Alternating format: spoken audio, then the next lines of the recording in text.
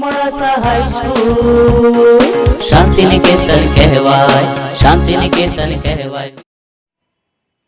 નમસ્કાર વિદ્યાર્થી મિત્રો, ધોરણ 9 વિષય ગુજરાતી, પ્રકરણ 10 ભારતીય સંસ્કૃતિની સિદ્ધિ. વિશ્વના અનેક દેશોની સંસ્કૃતિને જોતા આપણે કહી શકીએ કે આપણા ભારતની સંસ્કૃતિ એટલે કે ભારતીય સંસ્કૃતિ એ બધા દેશોની સંસ્કૃતિ કરતાં નોખી છે, વિરલ છે, અદ્ભુત છે. આ પાઠનો પ્રકાર છે નિબંધ. લેખક છે વિનોબા ભાવે. વિનોબા ભાવે ભારત માટે ખૂબ અને વિશ્વ માટે ખૂબ જાણીતું નામ છે. તેમનો જન્મ 11/9/1895 અને અવસાન 15/11/1982 રોજ થયેલ. વિનાયક નરહરિ ભાવે એટલે કે વિખ્યાત વિનોબાના નામથી ઓળખાતા વિનોબા ભાવે રાયગઢ જિલ્લાના ગાગુડે ગામમાં તેમનો જન્મ થયો હતો. તેઓ આચાર્યના હુલામણા નામે પ્રસિદ્ધ હતા. સામાન્ય રીતે લોકો એમને આચાર્ય વિનોબા ભાવે એ રીતે ઓળખે. ગાંધીજીના પ્રખર અનુયાયી હતા અને ભૂદાન ચળવળના પ્રણેતા હતા. તેઓ મૌલિક ચિંતક અને લેખક હતા. ખૂબ સુંદર લેખો લખતા અને એ મૌલિક ભાષા. તેમણે ભગવદ્ ગીતાનો મરાઠી ભાષામાં અનુવાદ કર્યો હતો. ગીતા પ્રવચનો ભારતની તમામ ભાષામાં અનુવાદિત કરવાનું શ્રેય એમને મળેલ છે. વિચાર પોથી, સ્થિત પ્રજ્ઞ દર્શન, મધુકર, ક્રાંતિ દર્શન, સ્વરાજ્ય શાસ્ત્ર, ભૂદાન ગંગા ભાગ 1 થી 10 એ તેમના મહત્વના પુસ્તકો છે. તેમને રેમ મેગ્સેસ એવોર્ડ, સાહિત્યનો એવોર્ડ છે, તથા ભારત રત્નથી સન્માનિત કરવામાં આવ્યા હતા. વિનોબા ભાવે ભારતીય સંસ્કૃતિની સિદ્ધિ આ નિબંધમાં સંસ્કૃતિ, પ્રકૃતિ અને વિકૃતિ આ 3 વચ્ચેનો ભેદ બતાવ્યો છે. ઉદાહરણોથી સમજાવે છે. વિકૃતિનો અસ્વીકાર અને પ્રકૃતિને સંસ્કૃતિનું રૂપ આપવાની ભલામણ લેખકે કરી છે. ભારતીય સંસ્કૃતિની પ્રયોગશીલતાનો લેખકે મહિમા કરે છે. ભારત દેશનો વિચાર વૈભવ અદ્ભુત છે એમ કહી લેખકે ભારતીય સંસ્કૃતિની ખૂબીઓ ખૂબ સચોટ રીતે સમજાવી અને વિવિધતામાં એકતાની વિશેષતાને સ્પષ્ટ કરી છે. આવો આ પાઠને આપણે બરાબર સમજીએ. પ્રકૃતિ એટલે સહજ સ્વભાવ. સંસ્કૃતિ એટલે કે સહજ સ્વભાવથી થોડા ઉપર ઉઠવું. અને વિકૃતિ એટલે સહજ સ્વભાવ છે તેનાથી થોડા નીચે પડવું. આ બેની વચ્ચે પ્રકૃતિ છે અને એ નોર્મલ છે, સાધારણ છે, સહજ છે. દરેક માણસની એક પ્રકૃતિ હોય છે, એક સંસ્કૃતિ અને એક વિકૃતિ. એને આપણે ઉદાહરણ લઈને સમજીએ તો આ રીતે થાય. ભૂખ લાગે છે અને ભૂખ લાગતા માણસ ખાય છે, તે એની પ્રકૃતિ છે. શરીરને ટકાવી રાખવા માટે, શક્તિ માટે ખાવું તો જોઈએ છે. ભૂખ ન લાગવા છતાં માણસ ખાય છે, તે એની વિકૃતિ છે. અને ભૂખ લાગવા છતાં આજે એકાદશી છે એટલા વાસ્તે ભગવત સ્મરણ માટે માણસ ખાતો નથી, તે એની સંસ્કૃતિ છે. આજે હું ઉપવાસ કરીશ, ભગવાન પ્રત્યેની શ્રદ્ધા આસ્થા છે, એમાં એની સંસ્કૃતિના દર્શન થાય છે. આમ ઉપવાસ કરવો એ સંસ્કૃતિ છે.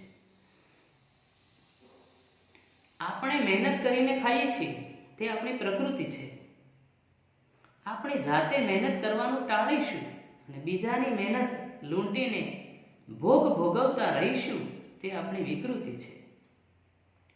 આ વસ્તુ ભલે મોટા ભાગના માણસોમાં દેખાતી હોય, તેમ છતાં માણસની પ્રકૃતિ નથી, વિકૃતિ જ છે. ભલે ને આ પ્રકારની વિકૃતિ પ્રાચીન કાળથી આજ સુધી દેખાતી હોય, તેમ છતાં કદાપી સંસ્કૃતિ હોઈ શકે નહીં. હંમેશા મહેનત કરીને કમાઈને ખાવું જોઈએ, બીજાની મહેનતનું લૂંટેલું નહીં ખાવું જોઈએ. બીજાની મહેનતથી પોતે આનંદ નહીં માણવાનો, પણ પોતે આપણે શ્રમ કરેલો હોવું જોઈએ અને પ્રાપ્ત કરેલો હોવું જોઈએ. એટલે આ કદાપી સંસ્કૃતિ હોઈ શકે નહીં. પરંતુ આપણા શ્રમથી પેદા થયેલી ચીજ પણ બીજાને આપ્યા વિના ભોગવવી નહીં. આપણે મહેનત કરીને કંઈક લાયા હોય ને એમાં પણ થોડોક ભાગ બીજા કોઈને આપણે આપીએ, એમાં આપણી સંસ્કૃતિના દર્શન થાય છે. આપીને વેચીને જ ભોગવવી એ માણસની સંસ્કૃતિ છે. માણસમાં અને પશુમાં ફરક છે, અંતર છે. આ અંતરને વધારવું પશુપણામાંથી નીકળતા જઈને માણસપણા તરફ આગળ વધતા જવું જોઈએ. તેને જ સંસ્કૃતિ વર્ધન કહે છે. વર્ધન એટલે વધુ, સંસ્કૃતિ વધવાના દર્શન એમાં થાય છે. માણસ સુખ અને આનંદ શોધે છે એ ખરું, પરંતુ કયો આનંદ વિકૃત છે, કયો આનંદ પ્રાકૃત છે, પ્રાકૃત એટલે સહજ હોવો, અને કયો સંસ્કૃત છે કે જેમાં સંસ્કારોનું સિંચન થયેલું છે, તેનો ખ્યાલ રાખવો પડે. જે સુખ સહુને આનંદ આપી શકે તેવું હોય એ જ ખરું સુખ છે અને એ જ સુસંસ્કૃત આનંદ છે. તમામ સંસ્કારોથી એટલે કે મઢેલું આનંદ છે. જે આનંદ આપણને સંસ્કૃતિ તરફ લઈ જાય એ જ સાચો આનંદ. જે આનંદમાંથી આપણને સંસ્કારો પ્રાપ્ત થાય છે એ સાચો આનંદ છે. સંસ્કૃતિ ક્યારેય ખરાબ નથી હોતી, વિકૃતિ જ ખરાબ હોય છે. સંસ્કૃતિમાં તો હંમેશા સારાપણાનું દર્શન થાય છે અને પ્રકૃતિને આપણે ન ખરાબ કહી શકીએ ન સારી. તે જેવી છે તેવી છે પ્રકૃતિ, આપણો સ્વભાવ કે જે જન્મજાત આપણામાં આવેલો હોય. કાગડો કાળો છે તેને આપણે ખરાબ કહી શકીએ, કેમ કે તે એની પ્રકૃતિ છે. બગલો સફેદ છે પણ તેટલા માત્રથી આપણે એને સારો ન કહી શકીએ. બગલો સફેદ છે એટલા માટે સારો એવું ના કહી શકીએ, કેમ કે તે એની પ્રકૃતિ છે. અને પ્રકૃતિથી પર ઉઠીને એટલે ઉપર ઉઠીને આગળ વધવું એ જ સંસ્કૃતિ છે. પોતાની પ્રકૃતિ મૂળ સ્વભાવ એનાથી પણ વધારે સારા બનવું, એમાં સંસ્કૃતિના દર્શન થાય છે. ઘણીવાર આપણે વિકૃતિને પણ સંસ્કૃતિ માની લેવાની ભૂલ કરી બેસીએ છીએ. વિકૃતિને ક્યારેય સંસ્કૃતિ ના સમજવી જોઈએ. એટલે આ બાબતમાં સાવધ રહેવાની જરૂર છે. આજે પશ્ચિમના લોકો વિજ્ઞાનમાં ઘણા આગળ વધ્યા છે. એમની પાસેથી આપણે જે લેવા લાયક ઘણું છે, પરંતુ એમનામાં ઘણા અંશે વિકૃતિના અંશો પણ પડ્યા છે. તેને સંસ્કૃતિ માની લેવાની ભૂલ આપણે ન કરીએ અને એમની વિકૃતિ કાંઈ આપણે અપનાવવાની નથી. તે સિવાય દુનિયાભરની જેટલી સંસ્કૃતિ છે તે આપણે અપનાવવાની છે. સારા સારા ગુણ જ્યાંથી પ્રાપ્ત થાય તે મેળવવાના છે. આપણે દુનિયાભરમાં કે મિત્રો પાસેથી ક્યાંય પણ કોઈક વસ્તુ સારી શીખવાની છે અને ખરાબ હોય એને જવા દેવાની છે. આની સાથોસાથ એ પણ ધ્યાનમાં રાખીએ કે દુનિયાભરની સંસ્કૃતિ લઈએ પણ આપણે ત્યાં પણ ભલે એ હોય વિકૃતિ આપણને ન ખપે. આપણે ત્યાં પ્રાચીન કાળથી કોઈ એક જ ચીજ ચાલી આવતી હોય પણ તે જો વિકૃતિ હોય તો એનો સ્વીકાર હરગીજ ના કરવો જોઈએ. વિકૃતિ બીજાઓની હોય કે આપણી હોય એને સદંતર એટલે હંમેશા વર્જ ગણવાની. વર્જ એટલે નાબૂદ કરી નાખવાની. અને પ્રકૃતિને સ્વીકારવી પણ તેનું એ હંમેશા શોધન કરતા રહેવું જોઈએ. પ્રકૃતિને સ્વીકારવી તો ખરા, સ્વીકારવાની પણ એનું શોધન કરવું જોઈએ કે એમાં કંઈક સારું પણ શું સમાયેલું છે. પ્રકૃતિને હર હંમેશ સંસ્કૃતિના રૂપે માપતા રહેવું જોઈએ. ખાવાનું આપણે ન છોડી શકીએ કારણ કે તે પ્રકૃતિ છે, ખાધા વગર તો ચાલે જ નહીં. પણ માંસાહાર છોડી શકીએ, તે જરૂર છોડીએ, કેમ કે તે સંસ્કૃતિની દિશાનું આગળનું પગલું છે. કેમ કે તે સંસ્કૃતિની દિશાનું આગળનું પગલું છે. એટલે પગલું એટલે કદમ. ખાવામાં સંયમ રાખી શકીએ તો જરૂર રાખીએ, કારણ કે તેમ કરવાથી સંસ્કૃતિની દિશામાં એટલા આગળ વધીશું. જીવન જીવવા માટે ખાવું તો પડે જ, પણ આપણે માંસાહાર છોડી દઈએ. માંસાહારને ક્યારેય ના બનાવીએ. કેમ? કારણ કે તે વિકૃતિનું નિશાન છે. અને આપણે છોડીને સારું સારું બીજું અનેક પ્રકારનો ખોરાક જમવામાં આવે અને એક સંસ્કૃતિનું પગલું આપણે કરીશું. મારું તો માનવું છે કે વિજ્ઞાનની જેમ જેમ પ્રગતિ થશે, માણસમાં વૈજ્ઞાનિક વૃત્તિ જેમ જેમ વધતી જશે, તેમ તેમ વિકૃતિઓ ક્ષીણ થતી જશે અને માણસ સંસ્કૃતિની દિશામાં આગળ વધતો જશે. બહુ આગ્રહ કરીને ખવડાવો કે અક્રાંતિયાની માફક ખાઓ એ પણ વિકૃતિ જ છે. ખાઈએ, ધરાઈ ગયા હોય તોય ખા ખા કરવું એટલે એને અક્રાંતિ કહેવાય છે. પણ જીવનમાં જેટલું એટલે કે ભૂખ લાગી હોય ખપે એટલું જ ખાવું, એટલે વધારે પડતું ખાવું એ પણ એક વિકૃતિનો જ પ્રકાર છે. પણ આજે હજી માણસને આ સમજાતું નથી, કેમ કે માણસને આપણી શરીર રચનાનું અને પાચન પ્રક્રિયાનું પૂરતું જ્ઞાન નથી. મને ભૂખ લાગી છે, મારે ખાવું છે, પણ કેટલો ખોરાક લેવો એ બહુ જાણવું જરૂરી છે કે આપણા શરીર માટે કેટલો ખોરાક આપણને જોઈશે. હું કેટલું ખાઉં તો મારું શરીર ટકાઈને એને પાચન કરી શકશે, કે પચાવી શકશે. એનાથી વિશેષ ખાવા જઈએ તો તબિયત બગડે.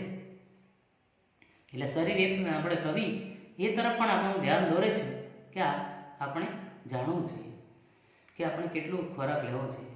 જ્યારે તેને શરીરનું અંતર બાહ્ય જ્ઞાન થશે ત્યારે તેને તુરંત સમજાશે કે આ વિકૃતિ છે અને તે છોડવી દેવી જોઈએ. માણસ કાયમ સંસ્કૃતિ વિકૃતિનું પૃથ્થકરણ એટલે કે વિશ્લેષણ કરતો રહેશે, પ્રયોગો કરતો રહેશે અને પોતાની સાચી દિશામાં આગળ વધારતો રહેશે. આવું ભારતમાં થયું છે. અહીં હજારો વર્ષથી માણસ જાતના પ્રયોગો કરતો રહ્યો છે અને તેમાંથી આપણે જેને ભારતીય સંસ્કૃતિ કહીએ છીએ તે નિપજી છે અને તે ઉત્પન્ન થઈ છે. અનેક પ્રયોગો કરવાના પછી સારું એક પરિણામ મળે, એટલે એમ કરતાં કરતાં આપણે આજે આ સંસ્કૃતિ મેળવી છે. ભારતની સંસ્કૃતિ પ્રયોગશીલ છે, અનેક પ્રયોગો કરતા નિપજી છે. ભારત પ્રાચીન કાળમાં બહુ જ પ્રવૃત્તિમય હતો. પ્રાચીન સમયથી આપણે અનેક પ્રવૃત્તિઓ કરતા આવ્યા છીએ. અહીં બહુ પ્રયોગો પણ થયા, તેના નિષ્કર્ષ પર નીકળ્યા છે. એટલે એનું તાત્પર્ય છે, સારાંશ નીકળ્યું છે. અને તેમાંથી વિવિધ શાસ્ત્રો પણ ઊભા થયા. તેમાં આધ્યાત્મિક દ્રષ્ટિ મુખ્ય હતી. માણસ આધ્યાત્મિક દ્રષ્ટિએ કેમ આગળ વધતો રહે તેની ખોજ એટલે કે શોધ નિરંતર ભારતમાં ચાલી. આવી બધી યોજનાઓ આપણા પૂર્વજોએ અનેક પ્રયોગો કરીને ઘડી અને આ આપણો બહુ મોટો વારસો છે. આજે આપણા દેશને વારસામાં જે કંઈ સંસ્કૃતિ મળી છે એના માટે આપણા વડીલો વડવાઓએ, ભારતના સાધુ સંતોએ, પ્રાચીન સમયથી વૈજ્ઞાનિકોએ, સાહિત્યકારોએ, કલાકારોએ ખૂબ જ મહેનત કરી છે. એના માટે ખૂબ પ્રયત્ન કર્યો છે, ખૂબ પ્રયોગો કર્યા છે અને એ પ્રયોગોનું આ પરિણામ છે આજની ભારતીય સંસ્કૃતિ. ભારત માટે એમ કહેવાય છે કે આ એક મોટો સંપન્ન દેશ છે. ભારત પાસે ખૂબ વિવિધતાઓ છે, સુંદર સંસ્કૃતિ છે. અહીં સુંદર સુંદર સેંકડો નદીઓ વહે છે અને હિમાલય જેવો અદ્ભુત પહાડ તો અહીં જ છે. જાણે ભારતના માથે એક સરસ મજાનો મુકુટ હોય એવો આ હિમાલય પર્વત આપણને મળે છે. આપણો દેશ ભારે સુજળ અને સુફળ છે. હવે સુજળ એટલે શું? કે જળથી ભરેલો. અને સુફળ છે એટલે શું? સુફળ એટલે ફળદ્રુપ છે. પણ આપણા કરતાંય વધારે સુજલ સુફળ દેશો દુનિયામાં મોજૂદ છે. એટલે આ કાંઈ આપણી વિશેષતા ન કહેવાય. હા, આપણે એવો દાવો જરૂર કરી શકીએ કે અહીં જે વિચાર સંપદા એટલે કે સંપત્તિ આપણને મળી છે તે અત્યંત અદ્વિતીય છે, અજોડ છે. દુનિયાના બીજા દેશો પાસે એવી સંસ્કૃતિ નથી જે આપણને મળે છે. આ હું કોઈ અભિમાનથી નથી કહેતો. જો હું કોઈ બીજા દેશમાં જન્મ્યો હોત, વિનોબા ભાવે કહે છે કે જો હું કોઈ બીજા દેશમાં જન્મ્યો હોત તો પણ નિષ્પક્ષપણે તટસ્થતાથી ભારત વિશે આવું જ કહેત કે ભારતનો વિચાર વૈભવ ખરેખર અદ્વિતીય છે. વિદ્યાર્થી મિત્રો, પ્રશ્ન એવો આવે કે ભારતનો આ વિચાર વૈભવ અદ્વિતીય છે એ વર્ણવો. તો આ પ્રશ્નના જવાબમાં આ બધું લખી શકો અત્યારે મેં કહ્યું. એટલે વિનોબા ભાવે આપણને ખૂબ જ કહ્યું છે કે હું બીજા દેશમાં જન્મ્યો હોત ને તોય આ ભારતની સંસ્કૃતિના વખાણ ભારોભાર કરતો હોત, કારણ કે એવી સંસ્કૃતિ છે આ દેશ પર છે. આપણે સૌ ભારત માતાના સંતાનો આપણે આપણી સંસ્કૃતિ વિશે ખૂબ જ માહિતી લેવી જોઈએ, જાણવું જોઈએ, અને ભવિષ્યના ભારતને આપણે કંઈક સારા સંસ્કારો આપી શકીએ, સારી સંસ્કૃતિ આપી શકીએ, એ માટે સતત પ્રયત્નશીલ રહેવું જોઈએ. ભારતમાં વૈદિક ઋષિઓથી લઈને આજ સુધી વેદકાળથી ચાલ્યું આવતું હોય એને વૈદિક કહેવામાં આવે છે. વેદોએ, ઉપનિષદોએ આપણને ઘણું બધું આપ્યું છે. ભારતમાં વૈદિક ઋષિઓથી લઈને આજ સુધી શબ્દોની એક અખંડ પરંપરા ચાલી આવી છે. હું દુનિયામાં બીજો કોઈ દેશ એવો નથી જોતો જેની ભાષામાં 10,000 વર્ષોથી એના એ શબ્દ ચાલે આવતા હોય. દુનિયાના બીજા દેશોની ભાષામાં એવું નથી કે 10,000 વર્ષથી શબ્દો એના એ ચાલે આવતા હોય. આપણી ભાષા પણ પુરાણી છે, એટલે ખૂબ ઊંડું સાહિત્ય છે. દુનિયાના દેશોમાં એમાં કંઈક ને કંઈક ફેરફારો થતા રહે છે. ભારતમાં શબ્દ શક્તિનું જેટલા ઊંડાણથી ચિંતન થઈ છે, સાહિત્ય આપણું જે રચાય છે તેમાં પણ ઊંડાણથી તેનું એક સિંચન થયું છે, ગહન ચિંતન થયેલું છે, તેટલું બીજે ક્યાંય નથી થયું. ભારતે પોતાના પુરાણ એટલે જૂના શબ્દોને તોડ્યા નથી, નવા જરૂર શબ્દ બનાવ્યા છે. શબ્દોમાં આપણે સંશોધન કર્યું છે, સાહિત્યમાં ઘણું સંશોધન આપણે કર્યું છે, પણ જૂના સાહિત્યિક શબ્દને ક્યાંય સાઈડમાં બાજુમાં રાખ્યું નથી, એને સમાવીને નવાનો આપણે સમાવેશ કર્યો છે. એટલે સાથે એટલું જ રિસ્પેક્ટ આપ્યું છે આપણે જૂના સાહિત્યને. તેટલું એટલે કે જેટલું ઊંડાણથી આપણે ચિંતન થઈ છે એટલું બીજા ક્યાંય નથી થયું. ભારતે પોતાના પૂર્ણ શબ્દોને તોડ્યા નથી, જરૂર નવા બનાવે છે.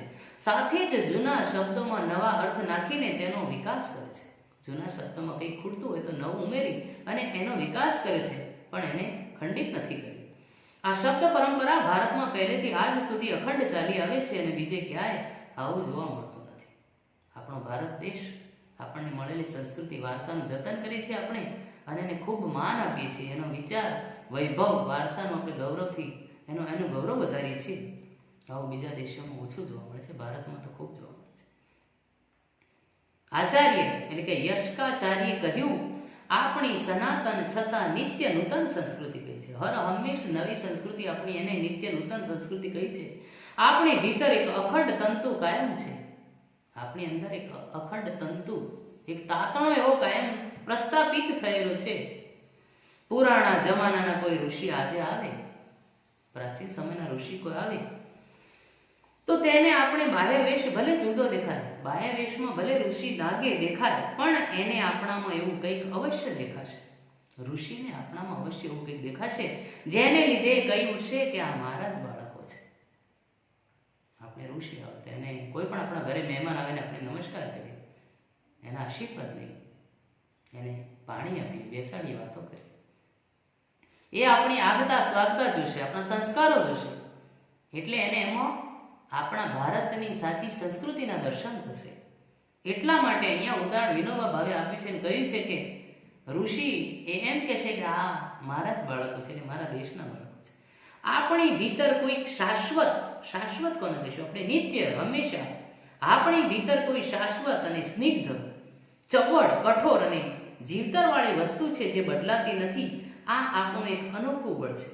આપણી ભીતર એટલે આપણી અંદર શાશ્વત એટલે નિત્ય, અને સ્નિગ્ધ એટલે સુવાળી, ચવડ એટલે મુશ્કેલીથી તૂટે એવું કહેવાય, અને કઠોર અને જીવતરવાળી વસ્તુ છે જે બદલાતી નથી. આપણું એક અનોખું બળ છે. તેમ છતાં આપણે ક્યારેક કઠોર બનવાનું થાય તો કઠોર પણ બનીએ છીએ, પણ આપણી સંસ્કૃતિને આપણે તૂટવા નહીં દઈએ ક્યારેય. હજારો વર્ષોનો આપણો પુરાતન દેશ છે, પ્રાચીન દેશ છે. જ્યારે બીજા દેશોના ઇતિહાસનો આરંભ પણ નહોતો થયો ત્યારે આપણા પૂર્વજો ગૌરવ શિખર ઉપર પહોંચી ગયા હતા. અમુક દેશોનો તો જન્મ પણ નહોતો થયો ત્યારે ભારતની આ સંસ્કૃતિ વિશ્વભરમાં લહેરાતી હતી, વિશ્વભરમાં પહોંચી ગઈ હતી. અને એને અનુસરી આ સંસ્કૃતિને તો ઘણા દેશોએ અનુસરે પણ છે. અનેક પરિવર્તન આવ્યા છતાં અહીંની પરંપરા અતૂટ રહી, જે પ્રાચીનતમ કાળ સાથે આપણને જોડી રાખે છે. આપણને આપણા પ્રાચીન સમય સાથે જોડી રાખતું હોય તો આ સંસ્કૃતિ જ છે. અનેક પરિવર્તન આવ્યા પણ એ પરંપરા તૂટવા નથી દીધી. આપણે સ્થળ કાળના ભેદો છતાં અહીં એકતાનું દર્શન થાય છે. અનેક રાજ્યો છે, પહેરવેશ છે, બોલી છે, પ્રદેશો છે, અલગ અલગ પ્રદેશોની અલગ અલગ વિવિધતાઓ છે, પણ એ અનેકતામાં એકતાના દર્શન થાય છે. અને આપણે એ એકતાને ક્યારેય ખંડિત થવા નથી દીધી. આવો સૌ સંકલ્પ કરીએ આપણે સૌ મિત્રો કે આપણે ભારતીય સંસ્કૃતિને વર્ષો સુધી જતન કરશું, જાળવીશું. તો અહીં કહેવાયું છે કે દુર્લભ ભારતે જન્મ. આપણો આ ભારત દેશ એવો પરમ અને પવિત્ર દેશ છે કે જ્યાં જન્મ લેવો ને એક આપણું ભાગ્ય કહેવાય. એમાં દુર્લભ છે જન્મ લેવો. એમ આપણા પૂર્વજો કહ્યા કરતા દુર્લભમ મહારાષ્ટ્રે જન્મ, દુર્લભમ ગુર્જરેશુ જન્મ, એવા વચન તમને અહીં ક્યાંય નહીં મળે. મહારાષ્ટ્ર કે ગુજરાત કે કોઈ પણ રાજ્ય ભારતના છેડે છેડામાં કે ધરતીના જ્યાં જન્મ લેવો એને કવિએ ખૂબ આ લેખકે દુર્લભ કહી છે. એટલા માટે તુલસીદાસજી પણ કહેશે ભલી ભારત ભૂમિ ભલે કુળ જન્મ. આ ભારતની ભલી ભૂમિ છે, ધરતી છે, અને એમાં થયેલો આ મારો જન્મ ભલો.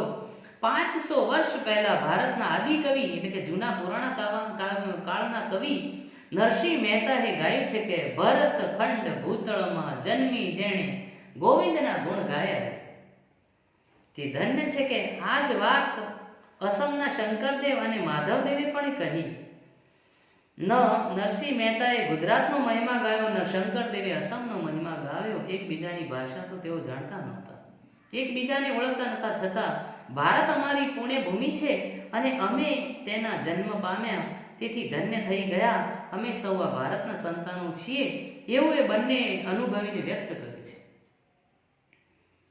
કે ચાહે શંકરદેવી આસામના કવિ છે એ હોય કે પછી આપણા નરસિંહ મહેતા, તેમણે ક્યારેય માત્ર પોતપોતાના રાજ્યનો મહિમા કે ગુણ ગાયા એવું નથી.